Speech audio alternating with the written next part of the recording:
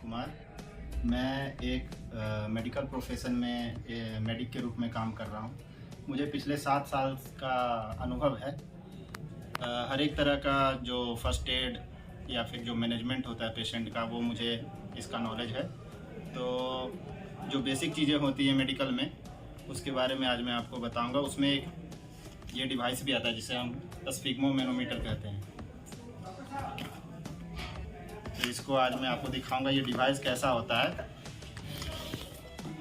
तो फ्रेंड्स देखिए, physical overview जो है इसका डिवाइस का, वो इस टाइप का होता है। यहाँ पर इस ओपनिंग कैच है, जिसे हम दबाएंगे तो ये ओपन हो जाता है। ये खुलने के बाद कुछ इस तरीके का दिखता है। ये देखिए फ्रेंड्स, ये जो है इसमें हमारा मर्क्यूरी स्टोर रहता है, जो कि हमारे ब्लड प्रेशर को बताता है। और ये उसकी रीडिंग है जो 10 से लेके 290 तक को दर्शा रहा है।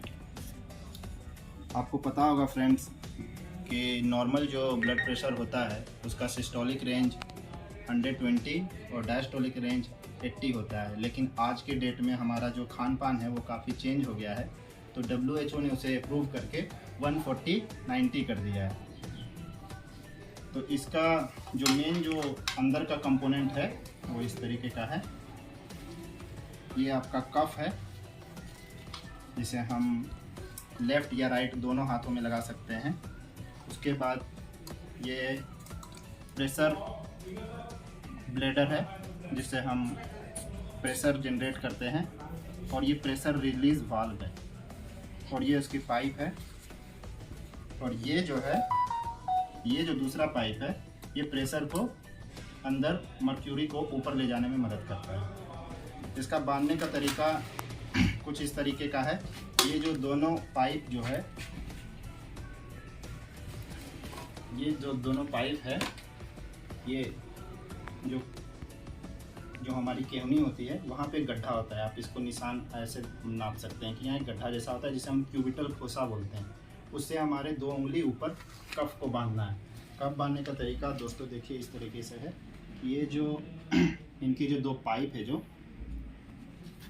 कफ के साथ अटैच है, वो इसके सीध में रहनी चाहिए। हम इसको बाद में एडजस्ट कर लेंगे और इंश्योर करेंगे कि ये मतलब अच्छी तरीके से लगा हुआ, ना ज़्यादा ढीला हो ना ज़्यादा टाइट हो। और पेशेंट को रिलैक्स मोड में बोलेंगे उसे बैठने के लिए। और पेशेंट को संभावना देंगे कि आप इसके बारे में ज़्यादा सोचें ना, आपका बीपी ज़्यादा, क्योंकि सोचने से बीपी बढ़ जाती है। फिर इसके बाद हमारे पास सबसे मेन जो जिससे हमें पता करना है कि इसका बीपी कितना है, वो स्टेथोस्कोप है। स्टेथोस्कोप यहाँ से ऑन ऑफ कैच रहता है, जिसे हम घुमा के ऑन ऑफ करते हैं। फिर इसको कान में लगा के चेक करते हैं। अगर बंद कर देंगे तो आवाज़ नहीं आएगी, और ऑन करेंगे तो आपको एक आवाज़, बहुत लाउड आवाज़ आपको सुनाई देगा। तो चलिए दोस्तों, हम अपने स्टेथो का जो मेन वो है, इसको यहाँ पे ऐसे रखेंगे और हम प्रेशर को ऊपर ले जाएंगे। ये देखिए, मरकरी आपका कम से कम 200 के रेंज तक हम ले जाएंगे इसे नॉर्मल। और फिर हम अपने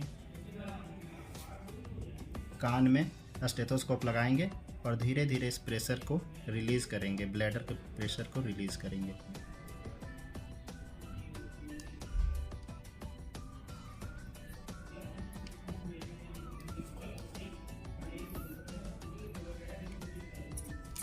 प्रेशर रिलीज़ करते ही देखिए मरकरी जो है धीरे धीरे डाउन आना स्टार्ट हो जाता है।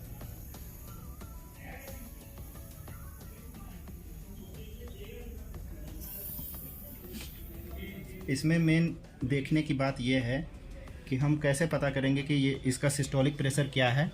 जैसे किसी पेशेंट का हमने बीपी चेक किया, तो हमने उसका मर्क्यूरी यहाँ तक ले गया। फिर उसको जब प्रेशर हम धीरे धीरे रिलीज़ करेंगे तो हमें एक हार्ट की लबडब साउंड सुनाई देगी।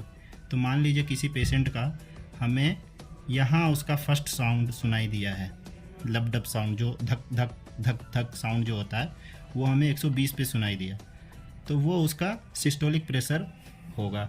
मतलब वो हम नोट कर लेंगे अपने माइंड में कि उसका 120 सिस्टोलिक प्रेशर है। और वही लब-डब साउंड जहाँ पे ख़त्म होगा, मान लीजिए कि 80 पे जाके वो ख़त्म हो रहा है, उसके बाद हमें कोई साउंड नहीं सुनाई दे रही है, तो वो उसकी डायस्टोलिक प्रेशर होगी, जो कि mmHg यानी मिलीमीटर ऑफ मर्क्यूरी, इस यूनिट में हम इसे नापते हैं। तो मेन ये है दोस्तों, जिसका अगर 120 या 130 तक, तो 140 और 90 तो आजकल WHO ने इसे नॉर्मल कर दिया है। अगर उससे एबव आता है तो हमें डॉक्टर से मिलना चाहिए। उसी अनुसार अगर 90 सिस्टोलिक प्रेशर 90 हो और डायस्टोलिक प्रेशर 60 से नीचे हो तो हमें डॉक्टर से मिलना चाहिए, क्योंकि वो लो प्रेशर है। उसे हम जो सबसे ज़्यादा होता है उसे हम हाइपरटेंशन बोलते हैं, और जो लो वाला बीपी होता है उसे हम हाइपोटेंशन बोलते हैं। दोनों केस में हमें डॉक्टर से मिलने की ज़रूरत होती है। डॉक्टर उसी अकॉर्डिंग आपका ट्रीटमेंट करेंगे और आपको उसको दूर करने में आपका निजात करेंगे। Thank you.